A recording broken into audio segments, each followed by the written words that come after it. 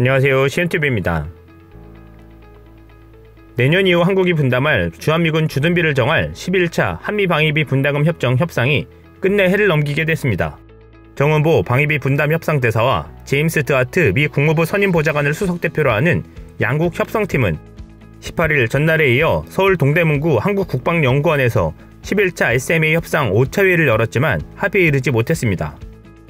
드하트 대표는 이날 서울에서 열린 5차 회의 종료 뒤 주한미국 대사관에서 가진 외교부 기자단과 간담회에서 미국의 요구액이 50억 달러라는 언론 보도와 관련해 우리는 요구액을 조정해왔고 절충해왔다라면서 미국의 현재 요구액이 50억 달러는 아니라고 밝혔습니다.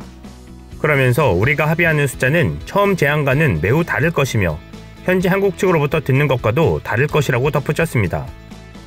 이는 미국 내외적으로도 비판을 받고 있을 뿐만 아니라 한국 국민들의 94%가 반대하는 여론에 꼬리를 내리는 모양새입니다. 이어 그는 미국의 요구액이 50억 달러가 아니라는 말이냐는 후속 질문에 그렇다, 협상에서 현재 우리가 집중하고 있는 숫자가 아니다라고 말했습니다.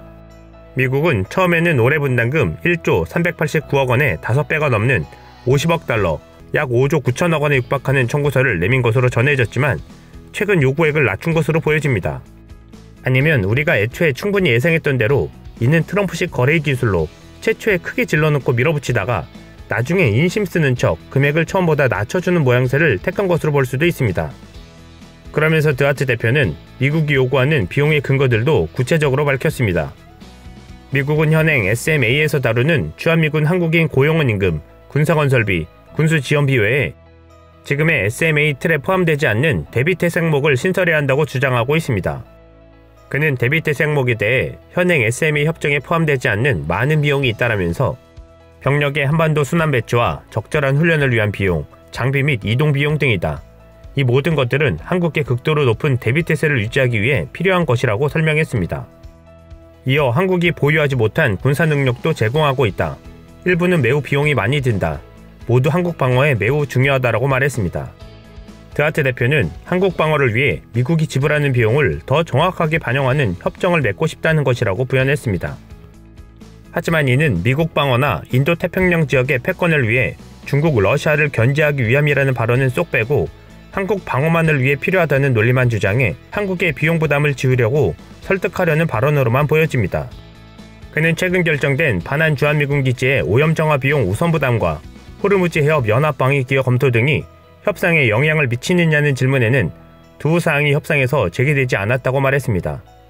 다만 한국이 미국산 무기를 많이 구매하는 것에 대해선 비용 분담의 측면에서 중요한 고려 요소지만 고려해야 할 많은 요소 중 하나라면서 가장 중요한 질문은 무엇이 우리 세금 납부자들의 부담을 줄이느냐는 것이라고 강조했습니다. 그는 협상이 잘못되면 무역상 불이익이나 주한미군 철수로 이어질 가능성이 있느냐는 질문에 그런 지시를 받은 적이 없으며 협상에서 실제로 제기된 적도 없다라고 설명했습니다. 드하트 대표는 협정의 유효기간과 관련해서는 과거엔 주로 단연 협상이었다라면서 1년 연장하는 데는 관심이 없다, 더 길어야 한다라고 말했습니다. 그는 우리가 원하는 합의는 상호 수용 가능하고 한국 정부가 가치를 인정하며 국회의 지지를 받고 한국 국민의 지지와 환영을 받는 협정이라고 강조했습니다. 이 발언은 미국이 직접 설문조사한 결과 한국 여론의 94%가 미국 측의 방위비 분담금 인상안에 극렬히 반대하자 반미 분위기를 상쇄시켜보려는 트럼프의 달리기식 발언으로 보여집니다. 드하트 대표는 협상 시한에 대해선 특정한 날짜가 있지는 않지만 최대한 빨리 결론을 내고 싶다. 새해에도 매우 정력적으로 일할 것이라고 덧붙였습니다. 결국 연내 타결에 실패하면서 내년 1월 1일부터는 협정 공백 상태이지만 당장 문제가 생기는 것은 아닙니다. 10차 SMA 협정의 유효기간은 다하지만 새 협정이 타결되기 전까지는 주한미군이 자체 예산으로 일단 집행하게 됩니다. 10차 SMA 협정도 지난 2월에 가서명했었습니다. 다만 3월까지도 협상이 타결되지 못하면 문제가 복잡해집니다. 주한미군은 3월 말까지 협정이 발효되지 않으면 4월부터는 주한미군에서 일하는 한국인 근로자들에게 임금을 지급할 수 없어 이들의 무급휴직이 불가피하다는 입장입니다. 이상 시온TV였습니다.